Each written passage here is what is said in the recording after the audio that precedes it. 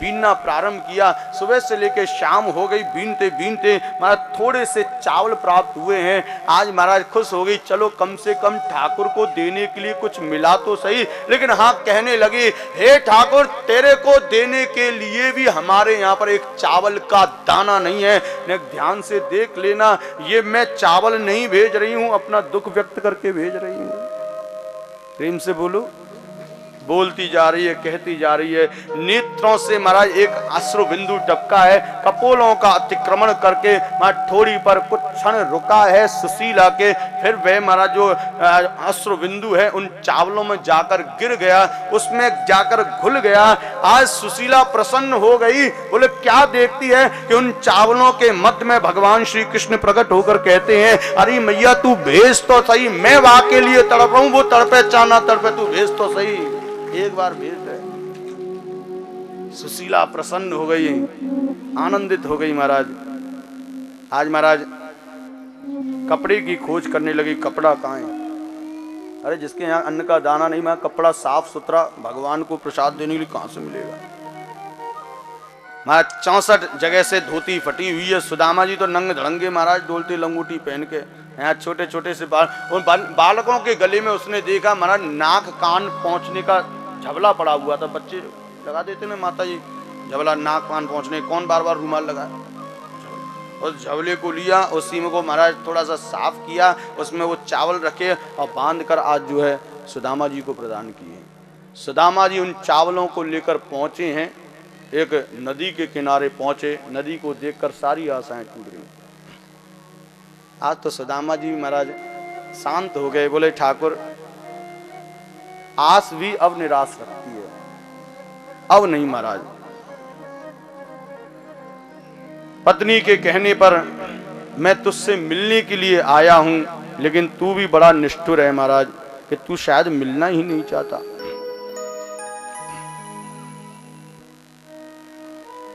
हे ठाकुर,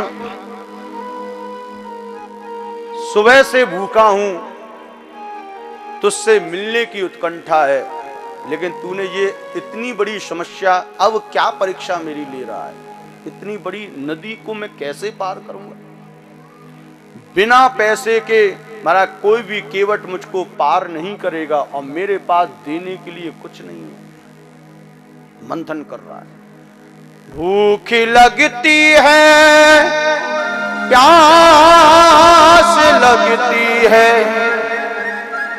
जिंदगी अब उदास लगती है। भूख लगती है, प्यास लगती है, जिंदगी अब उदास लगती है। कैसे आऊं द्वारका नगरी तेरी, अब आस भी निराश लगती है। हे ठाकुर, भूख लगती है, प्यास लगती है, ये जिंदगी अब उदास लगती है। मैं कैसे आऊं द्वारका तेरी, अब तो आस भी, अब नहीं महाराज, अब नहीं। इतने में विचार कर रहे थे, एक नाव उनके सामने आई है। नाव उनके सामने आई, महाराज केवट नीचे उतर के आया। केवट ने कहा, बोले चलो चलो हम आपको पार किए देते हैं। महाराज सुदामा जी कहने लगे, बोले भैया पार तो मैं जाऊंगा, लेकिन मेरे पास देने के लिए कुछ नहीं है। बोले भैया कुछ हो वो ही दे देना, मैं काम चला लूंगा। ना ना ना भैया, मैं सच कहता हूँ, मेरे पास देने के लिए कुछ नहीं है। केवट कहने लगा, भैया मैं नितांत गरीब हूँ, 4 दिन से मेरे बच्चे भूख से तड़प रहे हैं, मेरा जो व्यापार है यही है। इस किनारे पर कोई आता है, मैं उसको पार लगाता हूं, मुझको जो प्राप्त होता है उससे मैं अपने परिवार को चलाता हूं, उसका पोषण करता हूं। 4 दिन से मैं घर नहीं गया, क्योंकि 4 दिन से यहां पर कोई आया नहीं। यदि आज तूने मुझको कुछ नहीं दिया तो मेरे बच्चे मर जाएंगे। सुदामा जी तो महाराज फूट फूट के रो पड़े। महाराज, हे ठाकुर, आपने मिलाया भी तो ऐसे व्यक्ति से मिलाया जो खुद गरीब है, वो भी गरीब। जितनी गरीबी तूने मेरे जीवन में दी, उतनी गरीबी तूने इसके जीवन में दे दी। अरे महाराज, कभी धीरे धीरे चलने वाला तेज तेज चलने वाला का जोड़ा बन सकता है?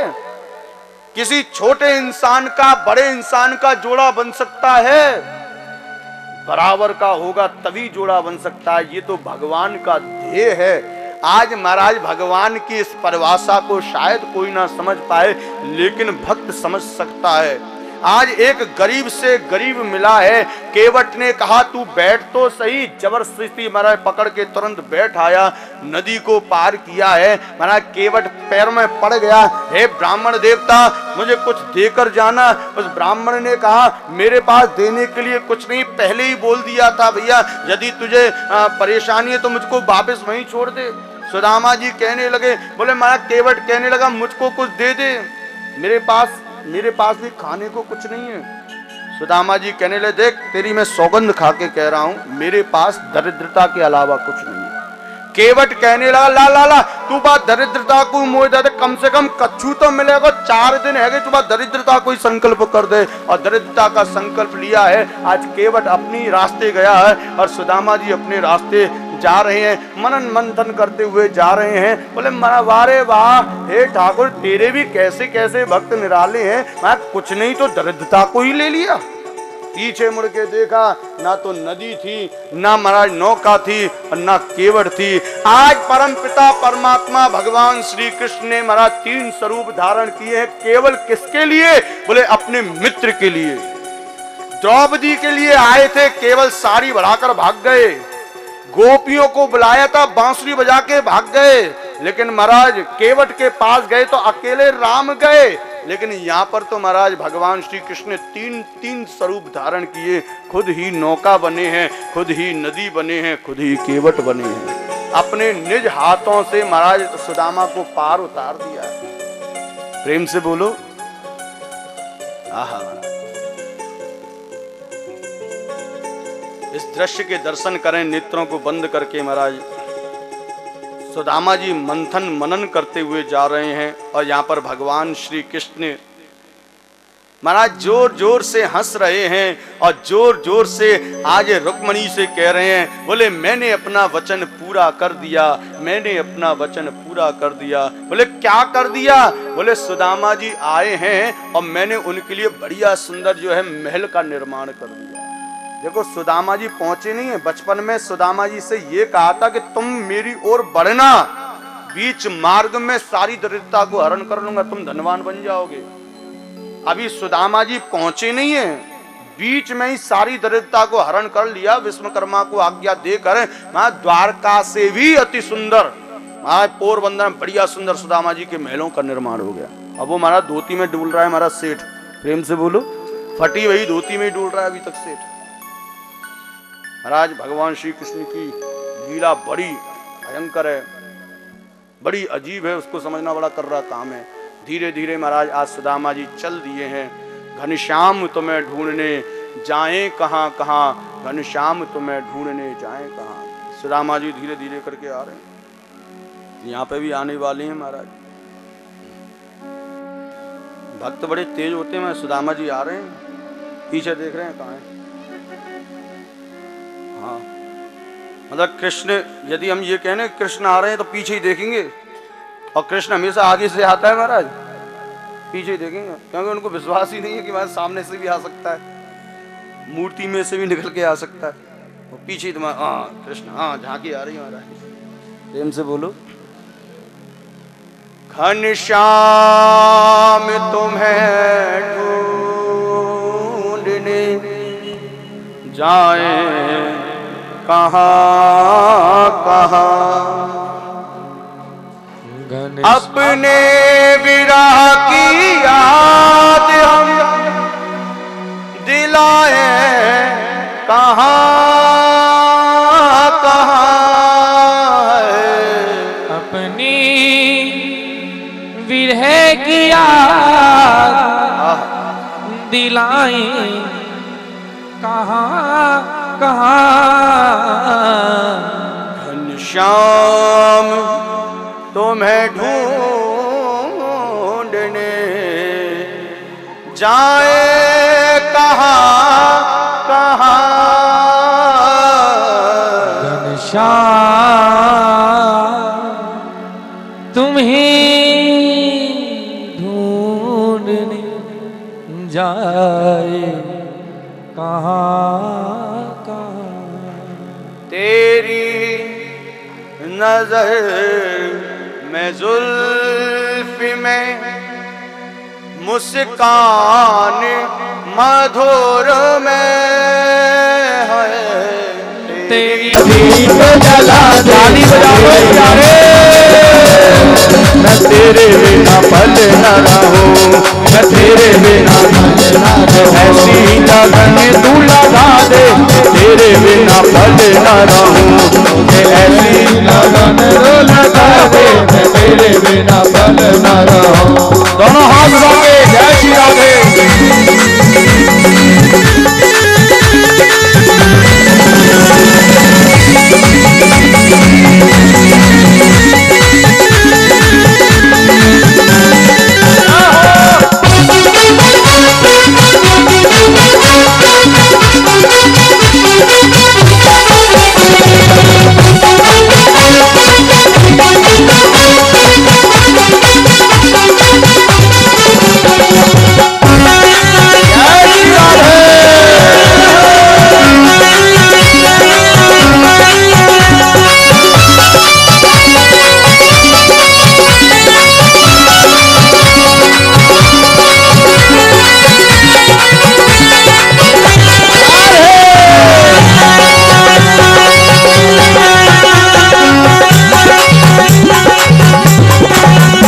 बेवफा से भी प्यार होता है, बेवफा से भी प्यार होता है, बेवफा से भी प्यार होता है, बेवफा से भी प्यार होता है। और यार कुछ भी हो, यार कुछ भी हो, यार कुछ भी हो, यार होता है। यार कुछ भी हो, यार होता है। ओ यार कुछ भी हो, यार होता है। यार कुछ भी हो, यार होता है। ओ मुझे ऐसी लगन तू लगा दे, मुझे ऐसी लगन तू लगा दे। तेरे बिना पल ना रहूं, मुझे ऐसी लगन तू लगा दे। तेरे बिना पल ना रहूं। ओ मैं तो पागल तेरी हूँ, दीवानी तेरी। मैं तो पागल तेरी हूँ, दीवानी तेरी। मैं तो पागल तेरी हूँ, दीवानी तेरी। मैं तो पागल तेरी हूँ, दीवानी तेरी। ओ दीवानी तेरी, मस्तानी तेरी। दीवानी तेरी, मस्तानी तेरी। ओ मन की ज्योति से, ओ मन की ज्योति से ज्योति जला दे। तेरे बिना मन की ज्योति से ज्योति जला दे। तेरे बिना पल ना रहूं। ओ मुझे ऐसी लगन तू लगा दे। तेरे बिना पल ना रहूं। मुझे ऐसी लगन तू लगा दे। तेरे बिना पल ना रहूं।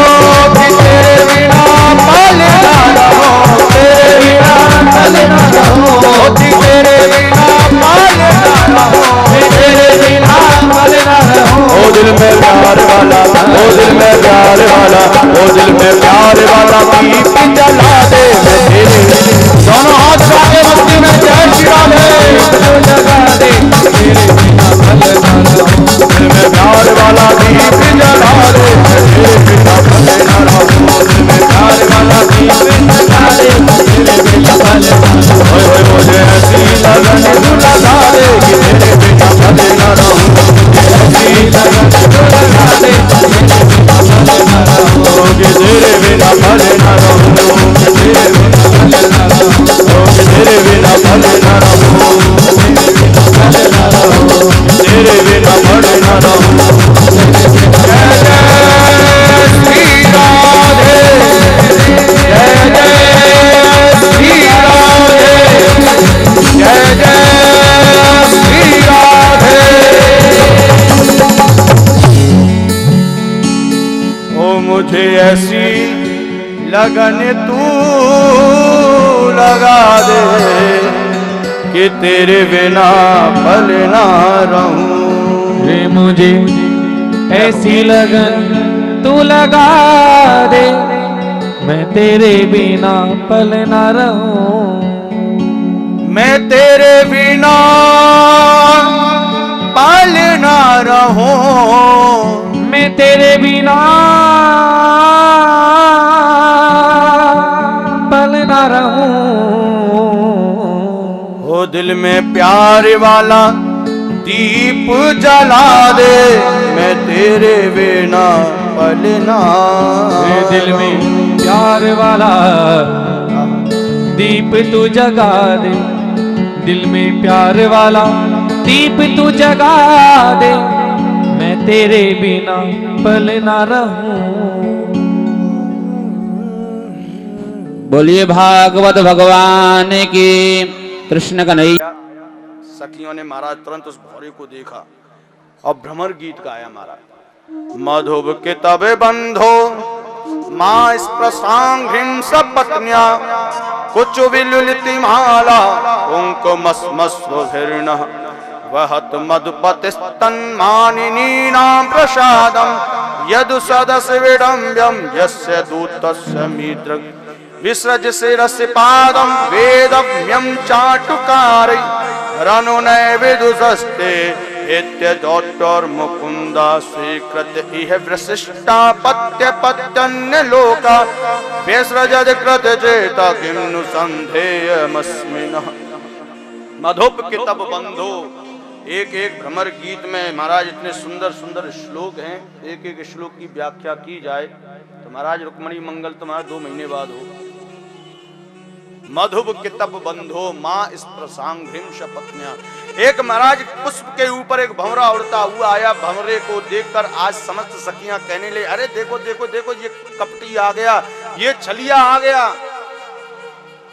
कृष्ण भी काला है और ये भी काला है, कृष्ण भी ठगिया है और ये भी ठगिया है। अरे उस बाली ने क्या बिगाड़ा था राम का, महाराज छुप करके बाण मार दिया, बड़ा ठगिया है। अरे उस सुदामा ने बेचारी ने क्या बिगाड़ा था, जीवन भर उसके जीवन में गरीबी प्रदान कर दी। अरे उसका मित्र था, उसको भजता था, तो भी महाराज उसको दुख मिला। वो बाली जिसने राम को देखा ही नहीं, वो बाली जिससे राम का दूर दूर तक नाता नहीं था, वो बाली जिसकी कोई दुश्मनी नहीं थी, मैं पीछे से बाण मार दिया, वो ठगिया है। उस राजावली को देखो महाराज, आया था बामन बन के 53 बन गया, आया था बामन बन के विराट बन गया। अरे भैया कोई व्यक्ति कपड़ा खरीदने के लिए जाए एक कपड़े वाले की दुकान पर और उससे जाकर कहे भैया का भाव कपड़ा दिए हैं, वो कहे 80 रुपया मीटर दिए हैं, तुम कहो भैया 3 मीटर काट दे, वो अपना मीटर निकाले और काटने लगे, तभी तुम कहो रुक जा रुक जा रुक जा रुक जा। बोले भैया तेरी मीटर तो नहीं काटेंगे, हम तो अपनी मीटर से काटेंगे। बोले भैया तुम अपनी मीटर से काट लो दुकानदार के, और मैं जैसे वो निकाले मीटर, वो मीटर ना हो किलोमीटर हो, क्या महाराज वो दुकानदार कपड़ा देगा? कहाँ मीटर कहाँ किलोमीटर, क्या दुकानदार कपड़ा देगा? अरे ये तो इतना ठगिया है, इतना ठगिया है कि महाराज राजा बलि के दरबार में पहुंच गया, छोटा सा 3 फुट का बन के, और उससे कहा 3 पग भूमि दे दे। उसने संकल्प भी दे दिया, लेकिन महाराज फिर विराट हो गया। अरे महाराज जिस प्रकार उस कपड़े वाले दुकानदार ने उस ग्राहक को लौटा दिया कि तेरा तो भैया किलोमीटर है, हम नहीं देंगे महाराज, जो हमारा बात हुई है वो इस मीटर से बात हुई है। महाराज राजा बलि भी ये कह सकता था भैया जब तू आया था तब मैंने संकल्प दिया था, तब तेरा जो साइज था 3 फुट का तो सैकड़ों फुट का हो गया, मैं क्यों देने लगा? मेरी बात में संकल्प लिया था उसका, इसका नहीं लिया था। लेकिन महाराज ये तो बड़ा ठगिया है ना, राजा बलि को भी ठग लिया, हर एक को इसने ठगा है। कालिया नाग को इसने ठगा। कालिया नाग भी कहने लगा, हे ठाकुर एक बात बताओ, आप मुझे मार रहे हो, क्यों मार रहे हो? बोले तेरे मुख से विष निकलता है। बोले महाराज मुझको बनाने वाला कौन? बोले मैं। मेरे मुख में विष भरने वाला कौन? बोले मैं। बोले महाराज जब मेरे मुख में विष भरने वाले तुम हो तो मैं विष नहीं उगलूंगा तो क्या अमृत उगलूंगा?